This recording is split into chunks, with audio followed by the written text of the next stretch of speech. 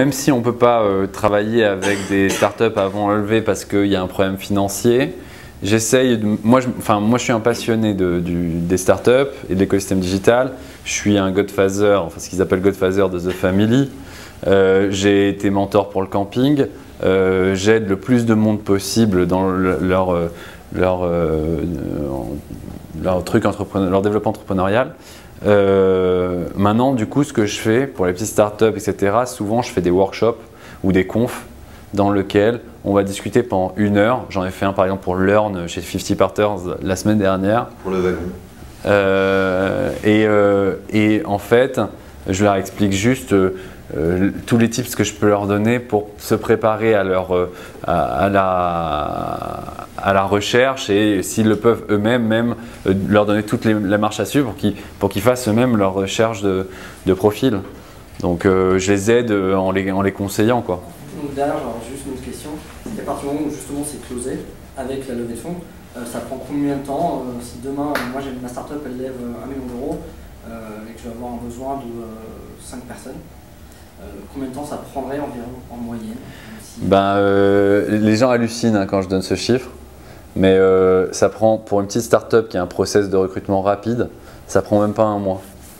C'est-à-dire entre le moment où on lance la mission, où on est d'accord sur le profil, où on a analysé ton organisation, le profil que tu veux et sa correspondance avec le marché, jusqu'au jour, donc entre le lancement de la mission jusqu'au jour où tu signes le contrat de travail de ton développeur, on met 3 semaines à 1 mois. Pour des petites startups, hein. Pour les gros comptes, c'est une tannée. Hein. Il y en a pour 3 mois, c'est l'oreille, ils n'ont toujours pas compris, je leur répète tout le temps, mais ça prend beaucoup plus de temps. Et donc voilà. Quel est le salaire moyen d'un dev Alors on a, j'ai notre étude de salaire 2013, celle de 2014 on n'a pas encore sorti, qui sera intéressante, que vous pouvez trouver sur le site urbanlinker.com, dans lequel vous avez toutes les informations par techno et parfois même avec des détails, par exemple pour PHP ça dépend des frameworks, ça dépend de plein de trucs, et par expérience. Pour le Ruby, c'est en majeure partie une technologie qui paye relativement bien. Le seul truc, c'est que il dépend.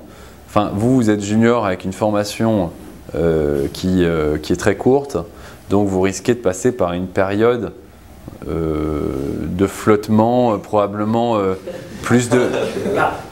Non, mais cette période de flottement, elle correspondra plus à un modèle. J'ose pas dire de stage parce que je ne sais pas quel sera votre deal avec des boîtes, mais a priori, vous allez, le deal, ça sera qu'elles acceptent de vous faire mettre en pratique votre formation. C'est ça le deal, quoi. Et donc, du coup, les profils de moins d'1 an qui ont une formation courte, ils sont difficiles à évaluer. Par contre, les profils qui sortent d'écoles, donc qui ont déjà un background technique, théorique qui est important, on sait déjà que entre, si c'est une école Epitech ou une école d'ingé, entre 33 et 37, le premier job, il est à peu près vers là. Et ensuite, sur du 2 ans, on va passer sur du 35-40, du 38-42 après, etc., etc., etc. Voilà, en moyenne, hein, je vous dis ça de tête, vous vérifierez sur le site. Mais c'est sûr que vous allez avoir une sorte, à mon avis, de ma vision, voilà, pour ceux qui vont être recrutés comme dev, vous allez avoir une expérience tampon un peu qui vous permettra de mettre en pratique votre truc. Pendant 1 an, vous allez bosser dessus. Très vite, si vous vous rendez indispensable et s'ils sentent que vous avez le niveau technique, et ben ça montera en flèche. Je vous dis, hein, franchement, moi je suis hyper confiant sur ce type de formation quand je vois ce qui nous est arrivé avec le gars qu'on a placé à Paris qui a explosé un test de senior. Mais après, c'est aussi lié à l'intelligence. Enfin, il y a aussi la personne, si elle est smart. Oui, bien sûr. Il y a dans la salle, il y en a qui ne sont pas smart du tout. Vous êtes un peu en galère, c'est pas grave. Il y en a qui sont beaucoup plus intelligents. Voilà, on sait qu'ils sont les lumières, on sait qu'ils réussira jamais. Mais on va peut-être. On se sent soutenir. Que les personnes désignées. Bon, pour ceux qui sont en galère, vous mettez là. Bah, tu vois bien qu'on est parti de la classe. Non, est-ce qu'on peut faire un petit top? On va pas T'as une question? prendre des trucs hyper longtemps parce qu'après il faut qu'on puisse se poser un peu et discuter. Juste, est-ce que dans les nouveaux métiers que tu vois apparaître là, est-ce qu'il y en a qui se dégagent plus particulièrement Sur lesquels il faut aller. Par exemple. Non, pas forcément là où il faut aller, mais des choses dont on parlait pas il y a 2-3 mois et qui commencent à se dessiner. Tu parlais de la big data. Des nouveaux métiers, quoi. Ouais. Les métiers de demain, quoi. La big data, il y a un sujet, mais pour l'instant, le sujet, il demande vraiment une vraie surqualification. Donc il y a un problème là-dessus. Nous, les mecs en big data qu'on place, c'est ou des polytechniciens ou des mecs un peu ouf, ou même des gens qui sont dans de l'analyse de données type audit, etc. Enfin, il y a plusieurs types de profils parce qu'effectivement, il n'y a pas de formation, donc on est parti un peu dans plusieurs délires différents. Mais ils demandent quand même une grosse force analytique, et cette force analytique, elle est traduite par de longues études, enfin, dans l'esprit des gens. Donc pour la big data, difficile de le dire. Pour le product management, UX, etc.,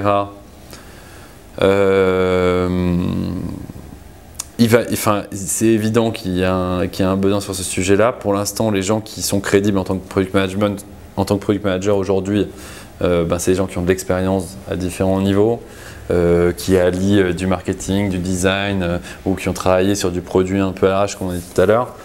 Il n'y a pas de formation qui a encore pu dire je suis formé au product management. Le vrai truc, c'est d'avoir des projets à montrer aussi beaucoup dans ce milieu-là. Ouais. C'est un vrai truc de. Ouais, carrément. C'est un vrai truc, c'est de dire voilà, moi j'ai fait ça. Je suis un maker, je suis un hacker. Et Ouais, carrément. le data viz, La data viz. Le gros data viz. Ça dépend, c'est un peu anglais, pour le dire. La data viz, est-ce que c'est un métier qui se. La data viz. Les gens qui sais visualisent pas. des données. En gros, en gros, tu leur files, c'est un peu ça. C'est ceux qui illustrent en fait la big data, qui la rendent, qui mettent une interface ultra graphique avec des cercles, des machins, des trucs, c'est très visuel, mais c'est un petit peu, voilà. Mais c'est un peu à la frontière du créa en fait. Ouais, c'est tu vois, du scientifique quoi. C'est-à-dire que t'as des mecs qui vont pouvoir analyser super bien la data et tout, mais dès qu'il va falloir représenter le truc, ils vont se retrouver avec un PowerPoint dégueulasse et voilà. Et t'as aujourd'hui des mecs qui commencent à toucher bien en data viz, c'est en façon de représenter. C'est une vraie discipline à part entière. Ouais, mais c'est vrai que c'est une question, parce que c'est vrai que c'est une activité qui est de plus en plus du coup sollicitée, parce qu'il y a de plus en plus de données à représenter. Ouais, tout à fait. Vous en avez un peu ou pas du tout? Ben écoute, Pas, en tout cas. peut-être faudra demander à mes consultants, mais. C'est pas très crédible. Ah oui, la data. Ah oui, grave. On en a plein. Non, mais enfin, ça me fait penser à, il y a eu la génération où il y avait beaucoup tout ce qui est business intelligence, et ils abordaient le sujet de cette même manière, avec le côté fonctionnel, le côté plus technique, enfin la manière de la mettre en valeur et la manière de la trouver. Donc oui, il y aura probablement aussi une place pour des UX de la data, quoi, en fait, c'est ça. C'est ça. Donc probablement. Comment vous cherchez des nouveaux développeurs pour nourrir votre base? En fait, pendant 3 ans, on a vraiment galéré. Maintenant, ça fait vraiment longtemps que j'ai plus entendu des consultants se plaindre de ne pas trouver des profils. On a le site Urban Linker sur lequel on a beaucoup investi en termes de temps, d'idées, de stratégie. On a essayé de créer une image qui nous correspondait, très start-up, le plus innovant possible, drôle, en cassant tous les codes du recrutement.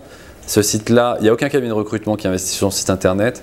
Vous voyez toujours, c'est des costards cravates comme ça, qui vous serrent la main et qui disent des mots-clés du type le recrutement, c'est l'avenir. Ok. Mais donc on a beaucoup investi là-dessus. Aujourd'hui, on a 1000 candidatures par mois rien que sur le site internet.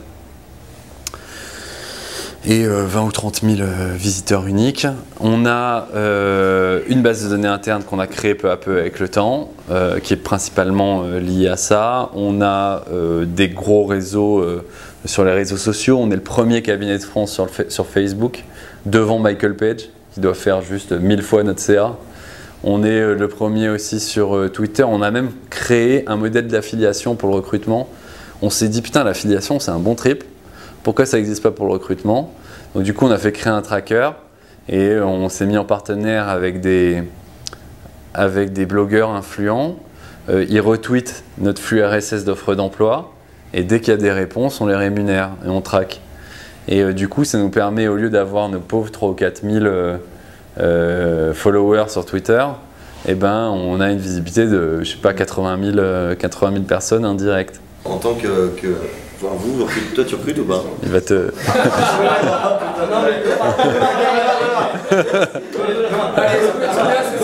le monde laisse parler. C'est ta question. C'est ton moment. Est-ce que vous savez, en fait, on était à un meet-up Kobe il y a 3 jours, il y a 2 jours. Hier soir. Hier soir. On les fait bien travailler, ça fait qui est quoi. Ah, on fait un truc, d'ailleurs, on organise un truc. Ah non, je suis sur autre chose là. Non, mais... Non, vas-y. Je t'ai dit, c'est ton moment. Bon, en fait, elle est nulle. Est-ce que vous connaissez Choose Your Boss? Oui, je connais bien. Et vous en pensez quoi, leur stratégie, tout ça, ce qui vous inquiète? Vous en pensez quoi? Alors, franchement, tu veux que je te dise, nous, c'est comme tout à l'heure, c'est toi qui m'as parlé de quelqu'un qui montait un job board technique, etc. Nous, c'est marrant parce que dès qu'il y a un projet comme ça dans l'écosystème, les mecs, tu as l'impression qu'au moment où ils vont m'appeler et venir nous voir, c'est le rendez-vous de leur vie, tu vois. Donc ça me fait marrer parce que ça me fait plaisir. Mais bon, en l'occurrence, nous, on ne va pas changer leur projet. Choose Your Boss, c'est un projet qui est tiré d'un projet de la Silicon Valley qui s'appelle White Truffle. Et ils les ont montés à peu près en même temps. En plus, ils ne se sont même pas inspirés, mais ils sont partis sur le même modèle. Et le modèle du matching ingénieur-client, il peut fonctionner sous ce modèle-là que si le candidat se sent surdemandé, de manière à ce qu'il puisse lui-même choisir d'accepter ou de pas accepter un modèle adopte un mec version Tecos. Et donc l'idée en elle-même, elle peut fonctionner que sur ce type de marché et le temps que le marché reste comme ça. Donc du coup, moi sur du long terme, j'ai du mal à me projeter pour Choose Your Boss. Ensuite, le deuxième point de ce que je pense du projet, je trouve qu'ils l'ont bien monté, il est structuré, il a une bonne communication assez innovante, qui est compréhensible de nos codes du secteur. Mais par contre, ils n'ont pas eu de bol. C'est que les gens qui ont monté ça, ils sont salariés de Adyen Classified et qui est un gros groupe job board d'emploi qui est le plus gros avec Monster et qui draine les job boards cadre emploi, les sites cadre emploi, machin truc, là, les 4 gros. Et le problème, quand tu montes un projet, une start-up dans ce type de boîte, c'est bien parce que tu as un CDI, mais les mecs ne comprennent pas la mentalité start-up. Ils ne comprennent pas comment on rend un projet indispensable sur le marché et comment on le fait évoluer. Et moi, quand ils sont venus me voir, ils me présentent le truc super et tout. Et ok, je capte le modèle. Et à la fin, ils me disent, ben voilà, pour pouvoir mettre une annonce là-dessus, c'est 500 €. J'ai leur dit, mais ça, je le fais déjà gratuitement avec 50 job boards. C'est juste, votre modèle en mise en relation, il est sympa, mais 500 €, c'est ce que facturait Monster il y a 10 ans. Maintenant, ça ne marche plus comme ça. Et du coup, ils n'ont pas eu la possibilité d'imposer un modèle startup comme Remix Job. Enfin, Remix Job a fait un vrai modèle startup. Ils ont fait gratuit pendant 1 an, ils se sont rendus indispensables sur le marché, ils ont fait une vraie acquisition de trafic social et après, un matin, on s'est pointé au bureau. Tiens, je vais mettre mon nom sur Remix Job. Ah merde, c'est payant. Combien? 90 €. Ah merde. Bon, laisse tomber, on va autre part. Et puis au bout de 2 heures, on se dit, ça fait chier quand même de passer à côté de Remix Job. Allez, vas-y, reviens. Et on reprend et bam, on sort la carte bleue, on paye. C'est ça le truc. Et aujourd'hui, même si j'aime bien le projet de Remix Job, de Choose Your Boss, ils sont venus me voir la dernière fois, ils ont une communauté qui est plus petite que la nôtre. Je ne vais pas payer 500 € pour mettre une annonce sur une communauté que j'ai déjà et qui est plus petite que la mienne. Donc du coup, il y a juste cet aspect-là, c'est toujours compliqué. Donc j'ai vraiment rien contre eux, hein, je trouve que le projet est bon. Mais c'est toujours compliqué de créer une start-up à l'intérieur d'un grand groupe. Voilà. Moi, je voulais juste me permettre de relayer une question d'Olivier qui est pas là ce soir. Donc, qui est le... Qui travaille sur des problématiques de recrutement. De matching. C'est dommage que voilà. C'est vrai. Je crois que je donnerai ton mail. il a choisi son soir. Et je crois qu'il se pose vraiment la question de savoir si en fait les acteurs aujourd'hui du monde du recrutement, disons peut-être les services RH d'entreprises plus conventionnelles, pas forcément de start-up, ne sont pas encore relativement rétives à des méthodes de recrutement qui font appel à des sites web, à du matching via différents types d'applis ou des services comme ceux que vous proposez qui sont quand même votre vitrine, c'est un site web. Est-ce que finalement ces gens-là ne sont pas encore un peu rétifs? Est-ce que les gros acteurs traditionnels ont pas un peu de mal avec le fait que vous soyez des agences qui disruptent un petit peu l'image du chasseur de tête, quoi? Alors, c'est disrupté. Non, ils demandent s'ils ont un peu de mal à s'adapter à des nouveaux produits. C'est ça la question. Et donc utiliser ces canaux pour distribuer leur offre d'emploi. Enfin, il y a un enjeu d'évangélisation. Donc, ce que je disais tout à l'heure, c'est que j'ai investi et je suis ambassadeur d'une startup qui a une appli mobile qui s'appelle Job Around Me, qui essaie d'être la première appli pour trouver un job par géolocalisation.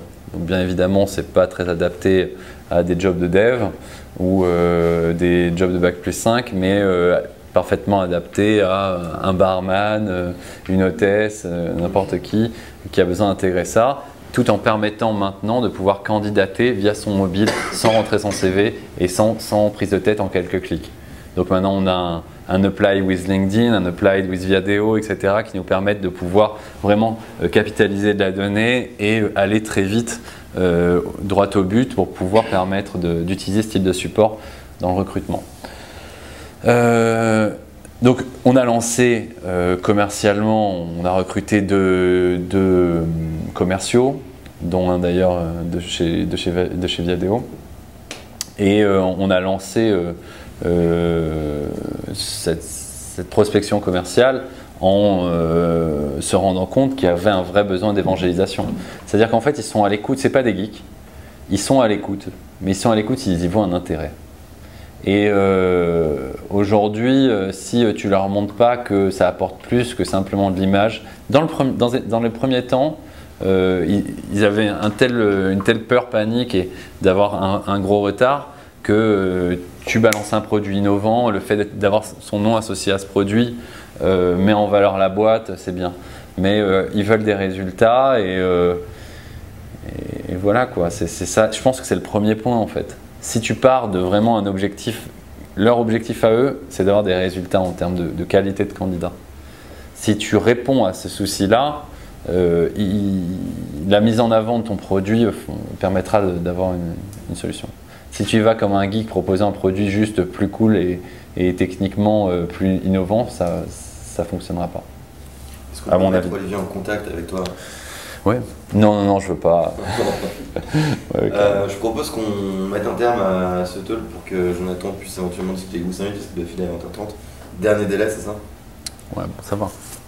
Il y a encore des questions ou pas? Non, mais peut-être qu'on peut en je suis là maintenant, j'en profite. Tu vois, non, mais ils ont envie de discuter, je pense, tu vois, comme ça on. Ouais, on se lève tranquillement. On se lève tranquillement. Voilà, tu vois, carrément, on continue le talk, mais de manière plus debout. Informel. Merci.